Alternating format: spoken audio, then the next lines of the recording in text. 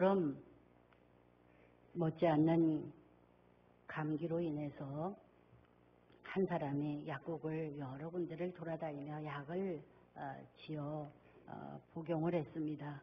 그러나 차도가 없자 한동안 지나서 의사 선생님을 찾아가게 되었습니다. 그런데 때로는 너무 늦어서 그는 폐렴의 진단을 받을 수밖에 없었습니다. 진작 의사에게 찾아가서 처방을 받고 약을 먹었더라면 병도 속히 나타나고 또한 경제적으로도 또한 시간으로도 어려움을 당하지 않았을 것입니다. 우리는 이외에도 수많은 증상만 바라보고 모든 것을 미연에 방지하지 못할 때가 많이 있습니다. 눈에 보이는 것만 방지하려고 하다가 근본적인 원인에 관한 문제를 해결하지 못하게 되는 것입니다. 예수님 당시에도 많은 사람들이 이러했습니다.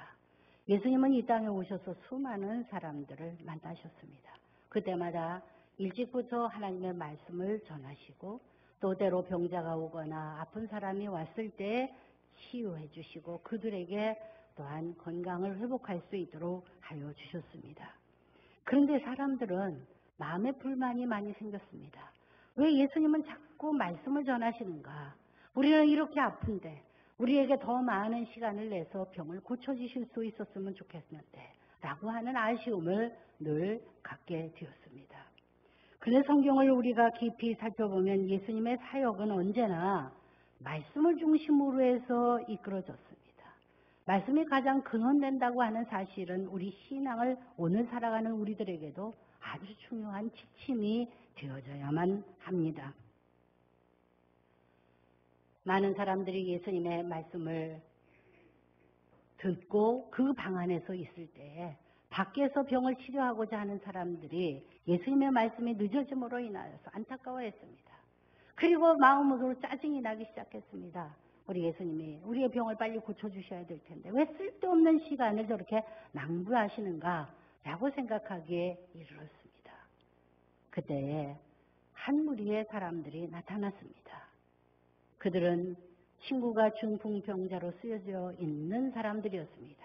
들것의 네 구퉁이를 모으고 예수님을 찾아와서 병치료를 받기를 원했지만 말씀을 전하시는 예수님의 말씀이 늦어짐으로 인하여서 그리고 그곳으로 더 이상 사람의 인파 때문에 들어갈 수 없게 되자 그들은 올라가 그 지붕 꼭대기로 올라가서 그 지붕을 뜯고 환자를 예수님이 말씀을 전하시는 방 아래로 내리게 되는 일이 벌어졌습니다.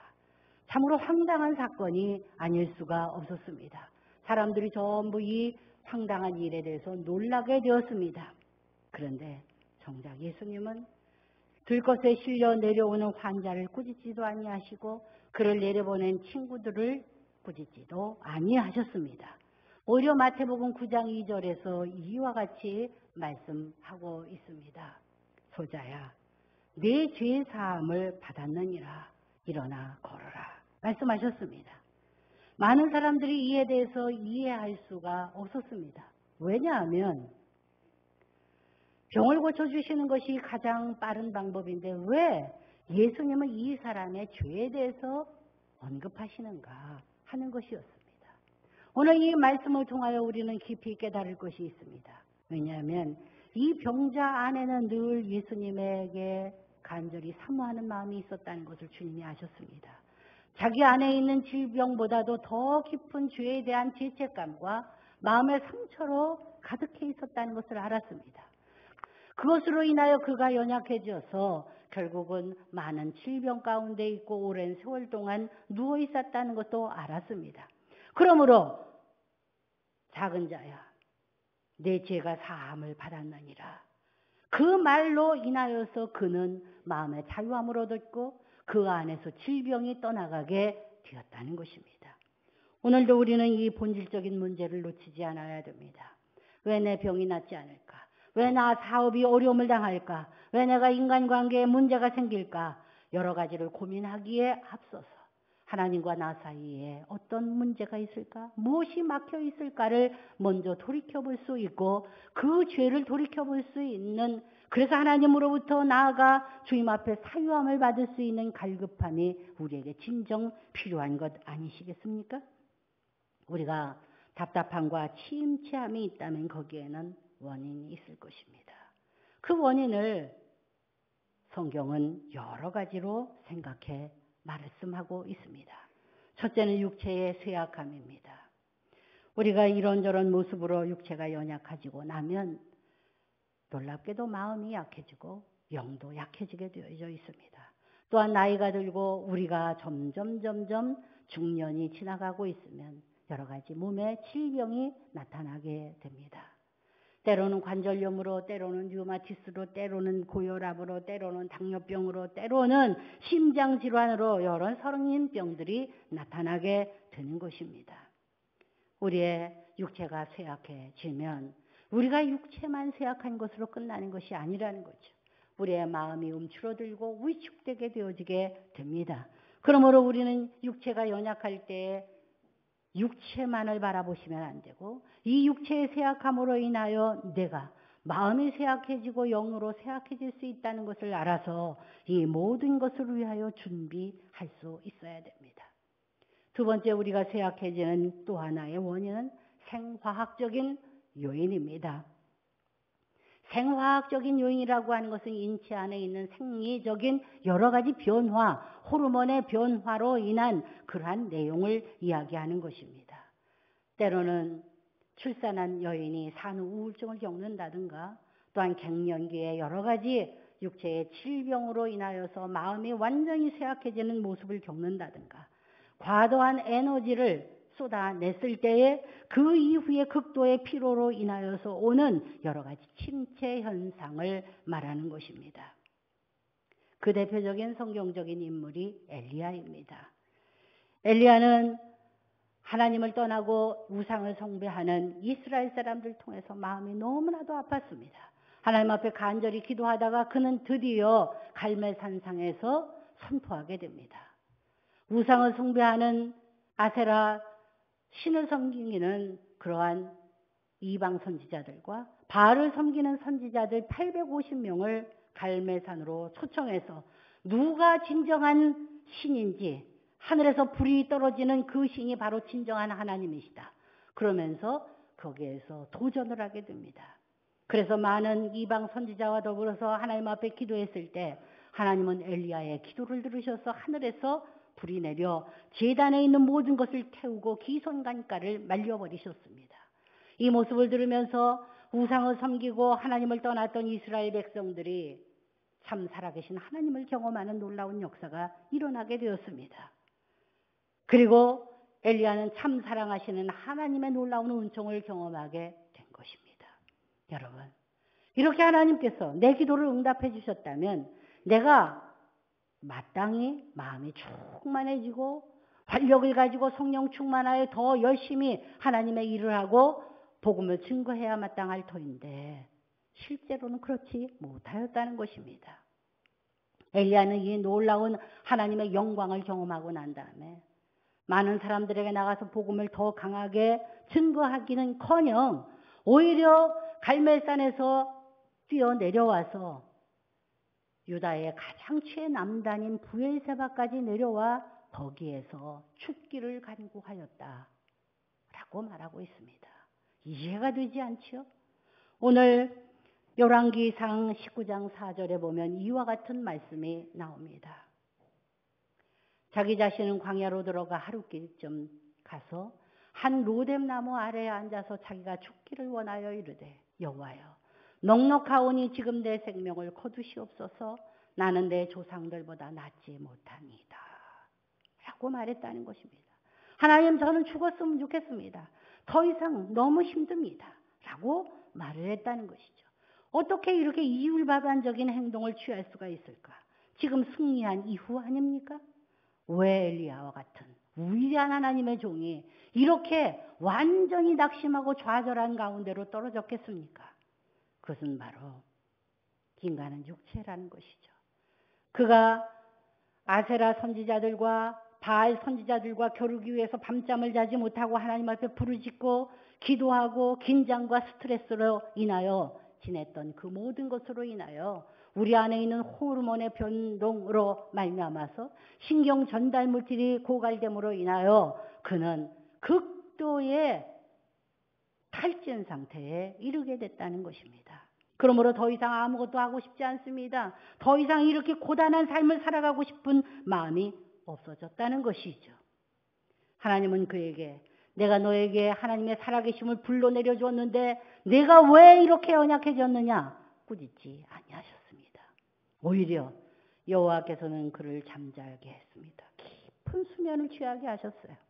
충분한 휴식을 취하게 하셨습니다.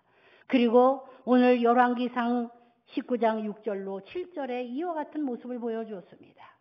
본즉 머리맡에 숯불에 구운 떡과 한 병 물이 있더라. 이에 먹고 마시고 다시 누웠더니 여호와의 천사가 또다시 와서 이를 만지며 이르되 일어나 먹으라. 네가 갈 길을 다 가지 못할까 하노라 하는지라. 여호와 하나님께서 그가 탈진이 되고 잠 못 자고 먹지 못하고 쉬지 못하고 그 에너지에 영양을 공급받지 못했다는 것을 알았던 것입니다. 인간은 이렇게 흙인 존재이며 연약한 존재입니다.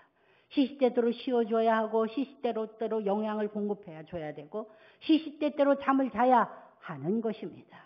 이것이 바로 생화학적인 요인으로 인한 침체인 것입니다.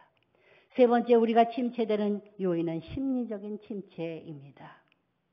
마음이 슬퍼지고 마음이 답답해지고 마음이 두려움으로 가득 차 있고 염려가 가득하여지는 것이 깊어지면 결국은 우울증에 빠지게 됩니다. 심리적인 침체의 대표적인 현상은 사람과의 관계 단절입니다. 더 이상 사람을 만나고 싶지가 않아요.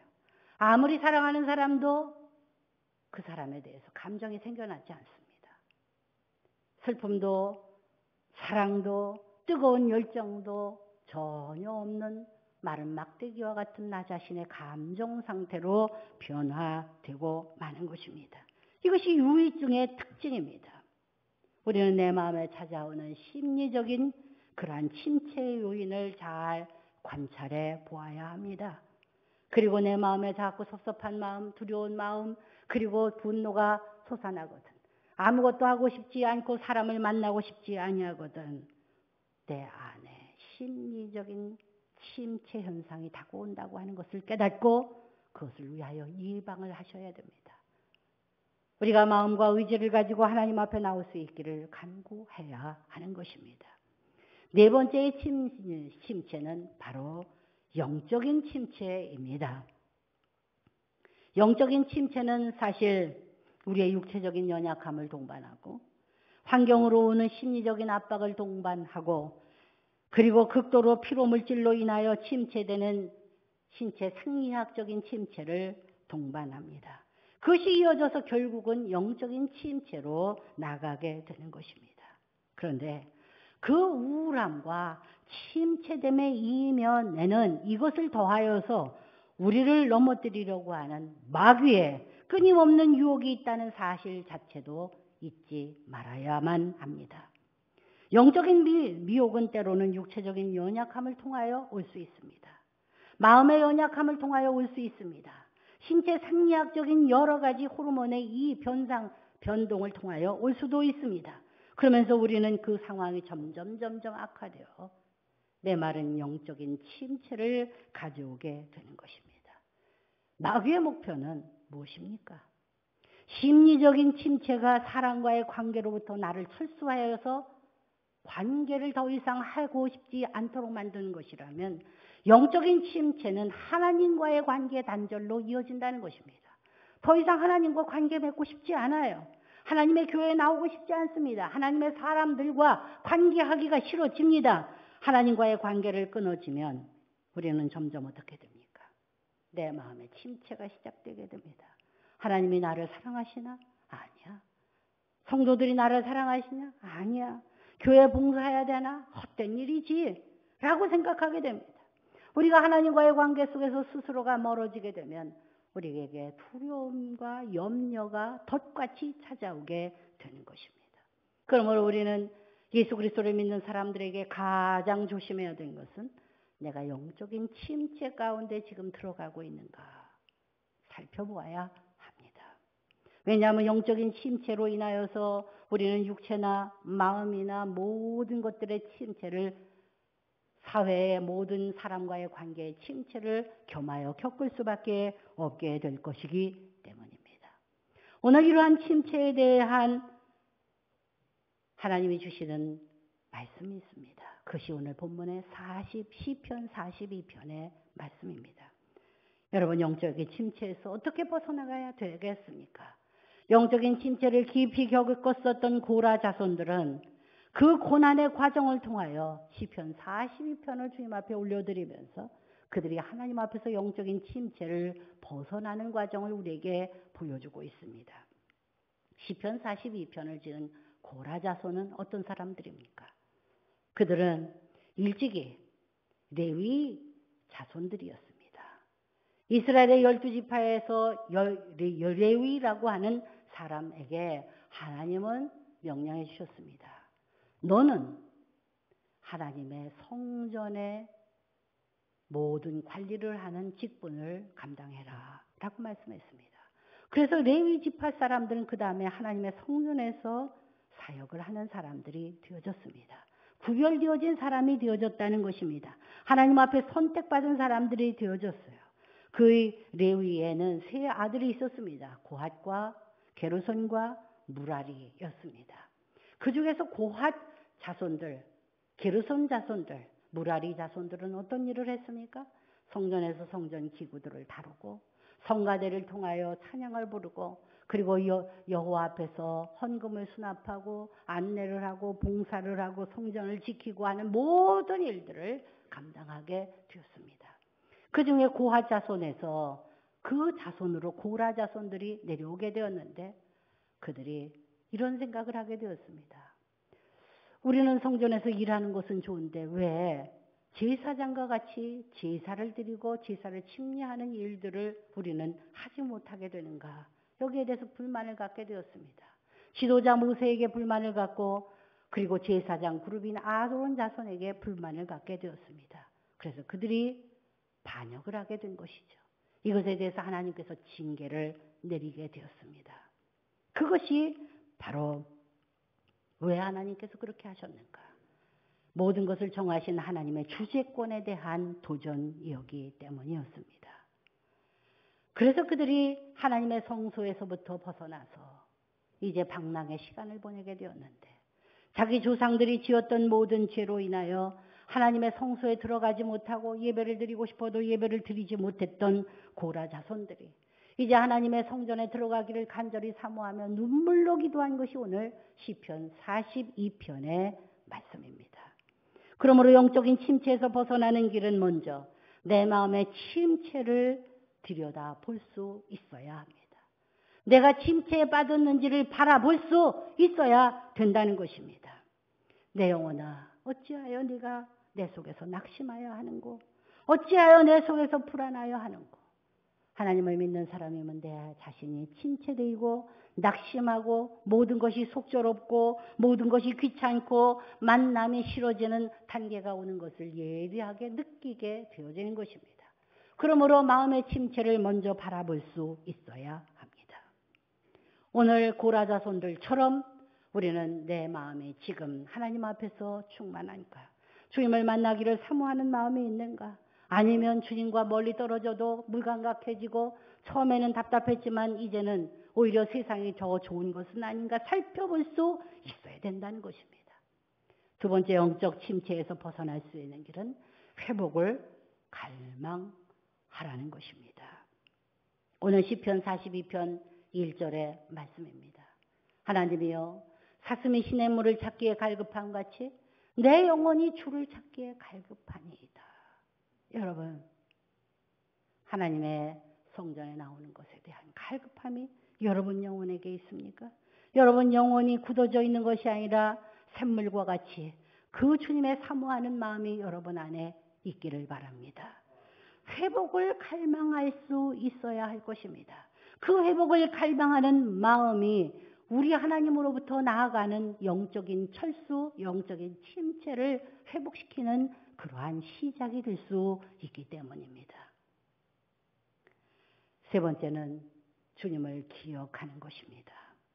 고라 자손들은 그 옛날 하나님의 성소에 나가서 하나님께서 청해 주신 귀한 직분을 따라서 성전의 기구를 닦고 관리하고 하나님의 성전에 있었던 시대를 생각했습니다. 그때에는 이 일이 별것 아닌 것이라고 생각해서 별로 불만이 있고 많이 있었지만 지금은 하나님의 성전에 들어갈 수만 있으면 얼마나 좋을까? 하나님의 성전에 엎드릴 수만 있으면 얼마나 좋을까? 세상의 첫날보다 하나님의 전에 있는 한날이 더욱더 귀한데 그것을 왜 몰랐을까? 그 옛날에 주님과 함께 있었던 시간들을 기억했다는 것입니다. 이사야서 이 시편 42편 6절에 보면 고라 자손의 간절한 고백이 나옵니다. 내 하나님이여, 내 영혼이 내 속에서 낙심이 되므로 내가 요단 땅과 헤르몬과 미살산에서 주를 기억하나이다. 여러분, 하나님의 성산에 나와 여호와 하나님이 살아계신 것을 기억하고 하나님의 성전을 바라보고자 하는 간절한 고라 자손의 마음들이 있습니다. 여러분, 우리 마음 가운데 어려움이 닥치고 고통이 닥쳐오고 사업에 어려움이 문제가 있고 자손들의 문제가 있을 때에 내가 하나님을 기억할 수 있어야 됩니다. 충만했을 때 하나님의 나를 찾아 내게 기쁨을 주셨고 충만함을 주셨던 그때로 제가 다시 돌아가고 싶습니다. 주님을 기억할 수 있는 놀라운 은혜와 고백이 있어야 됩니다. 주님을 기억하고 주님 앞에 고백하고 하는 것은 우리의 신앙의 치유의 시작이 될 것이기 때문입니다. 우리가 영적인 침체에서 벗어날 수 있는 네 번째는 내 약한 자아를 이끌고 하나님 앞으로 나아가는 것입니다. 내 몸에는 내 육체는 병이 들고 내 마음과 내 모든 것은 참으로 우울하고 답답할지라도 내가 의지를 가지고 하나님의 성전으로 나와 하나님 앞에 내 약한 자아를 이끌고 주님의 성산으로 나올 수 있는 것이 필요한 것입니다. 시편 42편 11절에 이 기자는 이렇게 말합니다. 내 영혼아, 네가 어찌하여 낙심하며 어찌하여 내 속에서 불안하여 하는고? 너는 하나님께 소망을 두라. 너는 난 그가 나타나 도우심으로 말미암아 내 하나님을 여전히 찬송하리로다. 아멘. 여러분, 너는 하나님께 소망을 두라. 내 자신에게 그렇게 선포하는 것입니다. 너 하나님께만 소망이 있어. 하나님께 소망을 두어야 돼. 그의 나타나심과 도우심을 인하여 내가 여전히 찬송하겠습니다. 라고 하는 하나님 앞에서의 간절한 의지적인 결단, 하나님으로부터 하나님께 나오는 놀라운 은혜의 고백이 선포되어져야 할 것입니다. 이것이 있을 때 주님 안에서 우리는 다시 영적인 은혜를 회복할 수 있는 것입니다. 신앙은 훈련입니다. 그렇지 않으면 우리는 끊임없이 세상의 유혹을 따라 세상 밖으로 자연스럽게 나가게 되어 있습니다. 언제 나가게 됐는지도 모르게 우리는 한 달, 두 달 하나님을 떠나 있을 때가 있습니다. 거기에 그래도 좋더라고요. 어느 날 환란이 우리에게 닥쳐왔을 때 내가 주님으로부터 너무나 떨어져 있어서 주님 앞에 기도할 수도 없고 주님 앞에 나아갈 용기도 없어질 때 우리가 닥쳐오는 그 암울한 그림자를 우리는 잊을 수 없습니다. 요즘 우리나라의 신종 코로나 19로 인하여서 많은 어려움을 겪고 있습니다. 전 세계에 번져가고 있습니다. 생각만 하면 두려움이 가득합니다. 서울 지역의 교회 중에 제일 먼저 확진자가 발생한 교회가 명륜교회입니다. 어느 날 갑자기 정말 코로나 바이러스에 대해서 별로 알지도 못할 때 확진자가 나와서 교회가 그만 강제적으로 폐쇄를 당했어요. 참으로 기가 막히죠. 교인들이 교회에 더 이상 나올 수 없었습니다. 3주의 기간이 지나고 지난 2월 16일에 예배가 정상화되어서 예배를 드렸습니다. 여러분, 예배는 정상화되었지만 교인들은 단 몇 명 나오지 않았습니다. 3주 동안이면 벌써 충분한 것이죠. 하나님을 잊기에 너무나도 충분한 시간입니다. 강대상에 서 있는 목사님이 설교를 하고 앉아있는 성도들이 흐느끼기 시작했습니다. 여러분, 이것이 믿음의 실존입니다. 많은 사람들이 이야기합니다. 교회는 밀집 공간이 되므로 예배를 드리지 말아야 한다. 대교회 사람들이 너무 많아서 밀집되어서 옆에서 발진자가 있으면 그것이 퍼질 수밖에 없는 교회들은 영상 예배로 예배를 드리고 잠시 예배당 예배를 중지하는 것이 맞습니다. 그것이 맞습니다. 그리고 그것이 지나갈 때까지 기다리는 것이 맞습니다. 그러나 그래서 많은 사람들이 그럽니다. 우리 교회가 예배를 드린다고 하니까 아니 왜 예배를 자꾸 드린다고 그럽니까? 예배를 정부에서 하지 말라고 그러면 들어야지 라고 얘기하는 분들이 있습니다. 그러나 여러분, 오늘 보십시오. 얼마나 넉넉하게 떨어져 있습니까? 무엇이 여기에서 옆에 번질 필요가 있습니까? 너무나도 앓으셔서 나오지 않아야 된다고 생각하는 분들은 집에 계십니다. 그리고 교회에는 중직자들이 들어오면서 넉넉하게 우리 교회 교인인지 아닌지 구별이 다 됩니다. 그러므로 우리 교인이 아닌 분들, 혹시라도 신천지 또는 외부에 처음 오는 분들은 다 돌려보내고 있습니다. 그러므로 우리는 더 이상 두려워할 필요가 없습니다. 제가 성전 예배를 드리는 이유는 한 주 끝내고 2주 맞고 3주 맞다가 우리의 신앙이 영적인 철수를 경험하고 사망과 같이 변하여질까 봐입니다. 언제라도 연약한 분들이, 노약자들이 하나님의 은혜를 사모해서 나오고 싶을 때 환하게 불을 켜고 맞이할 수 있는 교회가 되어져야 할 것 아니겠습니까? 제가 들은 얘기입니다. 오늘 찬양 인도를 했던 우리 청년부의 문보호 집사님이 카페를 운영하고 있지 않습니까? 그런데 친척으로부터 부모님으로부터 전화를 많이 받았다고 합니다. 너 교회 나가? 교회 당장 나가지 마. 위험해. 너 집에 아기 곧 태어난 아기도 있잖아. 감염되면 안 되니까 너 조심해라. 나가지 마라. 얘기를 듣고 마음이 잠시 흔들렸다고 합니다. 그런데 가만히 생각해 보니까 아니 하루 온종일 카페에서 손님을 만든 거기가 위험한가? 1시간 일주일에 딱 한 번 나와 1시간 예배드리는 교회가 위험한가?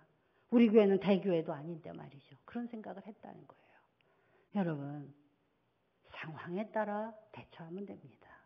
억지로 사람이 많은데 교회에 꼭 나와야 합니다. 교회에 꼭 예배를 드리는 것만이 유효합니다. 그런 얘기가 아니잖아요. 우리가 하나님 앞에서 하나님, 저 예배 드리겠습니다. 그리고 이 성전에서 드리는 보다 성도들이 많든 적든 담임 목사가 가슴을 열고 기도하는 것을 통하여 집에서 있는 성도들이 영상으로 예배를 드릴 수 있는 시간이 저는 계속되기를 바랍니다. 하나님의 놀라운 은혜가 여러분에게 있기를 바랍니다. 우리는 영적인 침체를 경계해야 됩니다. 우리 안에 찾아오는 공허함, 답답한 낙심, 그리고 어려움, 이 모든 것들을 하나님 예배를 통하여 충만하게 이루어 나갈 수 있기를 바랍니다. 우리 교회는 새벽 기도를 중지했습니다. 왜냐하면 새벽 기도에는 외부인들을 차단할 수 있는 방법이 없기 때문입니다. 그러나 주일은 딱 한 번만 예배를 드리고 수요 예배도 정말 기도가 필요하고 예배를 사모하는 이들만 모이면 됩니다. 많이 와야 될 필요는 없어요. 그러나 저는 이곳에서 예수님의 마음을 가지고 예배를 사모하며 주의를 밝히고자 합니다. 하나님의 놀라운 은혜 가운데에서 우리가 기도해야 할 일이 얼마나 많이 있습니까? 하나님 안에서 내 신앙을 오늘도 영적으로 무장해야 될 일들이 얼마나 강하고 심각합니까? 사랑의 하나님 아버지, 여호와는 나의 산성이시오 요새시오 방패시요 나의 핫피난처이십니다. 세상이 요동하고 흉흉하지만 살아계신 하나님의 날개 아래 평온케 저희를 인도하여 주시는 하나님을 찬양합니다. 저희들이 하나님을 많이 떠나고 세상이 죄로 가득하여 탐욕이 가득한 이 세상 바라보며 주님 앞에 회개하오니 용서하여 주시옵소서. 네. 우리의 인생의 고난이 살아계신 하나님을 만나는 시간으로 바꿔지기를 간절히 기도합니다. 아무것도 염려하지 말고 오직 기도와 간구로 너희 구할 것을 감사함으로 하나님께 아뢰라. 그리하면 모든 지각에 뛰어난 하나님의 평강이 그리스도 예수 안에서 너희 마음과 생각을 지키시리라고 약속하여 주셨사오니 아버지 하나님 이 약속을 믿습니다. 담대하여 오직 기도와 아버지 감사로 오늘도 이 땅에 이 세계와 이 나라와 한국교회와 우리 예심교회의 안전을 위하여 간절히 기도합니다. 우리 가정을 지켜주시옵소서. 앞으로 고생하는 성도들을 아버지 암으로 고생하는 성도들을 지켜주시옵소서. 병약자와 연로하신 어른들을 지켜주시옵소서. 우리 교회에 아버지 하나님 태어난 어린 아가들을 지켜주시옵소서. 유치부 어린아이들의 생명을 지켜주시옵소서. 아동부 어린아이들을 지켜주시옵소서. 청소년분들의 아이들을 지켜주시옵소서. 우리 청년들을 안전하게 지켜 보호하여 주시옵시고 우리 장년부를 온전하게 인도하여 주시옵소서. 임산부를 지켜주시고 태중의 아가를 지켜주시며 갓 태어난 아가가 안전하게 주님께서 건강함으로 살아날 수 있도록 인도하여 주시옵소서. 우리 모두가 건강하여 이 어려움에서 무사히 통과되어 다시 속소 다시 교회로 돌아와 주를 더욱 송축할 수 있는 날이 속히 돌아올 수 있도록 역사하여 주시옵소서. 아버지 하나님 기업은 다시 공장이 가동되게 하시고 아버지 하나님 생업을 이어러 나가는 모든 아버지 하나님 각종 마트와 여러 가지 생업을 하는 자영업자들은 다시 한번 열심으로 일을 할 수 있는 아버지 하나님 놀라운 역사들이 일어나게 하여 주시옵소서. 두려워 말라. 내가 너와 함께함이니라. 놀라지 말라. 나는 네 하나님이 됨이니라. 내가 너를 굳세게 하리라. 참으로 너를 도와주리라. 참으로 나의 오른손으로 너를 붙들리라. 환난을 당하나 담대하라. 내가 세상을 이기었노라. 우리를 늘 눈동자같이 보호하시는 하나님, 아버지 하나님, 저희들이 간절한 기도가 하나님의 보좌로 상달되게 하시고 오늘도 낙심하고 좌절하고 때로는 위험 가운데 있어 아버지 하나님 가정에서 아버지 하나님을 사모하는 모든 이들의 아버지 하나님 다시 한번 교회에 나올 수 있는 마중물이 될 수 있도록 저희들을 지켜 돌봐 주시옵시고 그때까지 우리는 성전을 지키며 하나님 앞에 예배와 기도할 때 이 성전에 아버지 하나님 주님의 성령의 강력한 힘이 임직임으로 말미암아 저희들을 아버지 하나님 코로나 바이러스에서 안전하게 지켜주시옵시고 이 교회를 지켜주시옵시며 우리의 가정들을 지켜주시옵시고 우리의 일터를 지켜 돌봐 주시옵소서. 예수 그리스도의 이름으로 감사하며 기도드리옵나이다. 아멘.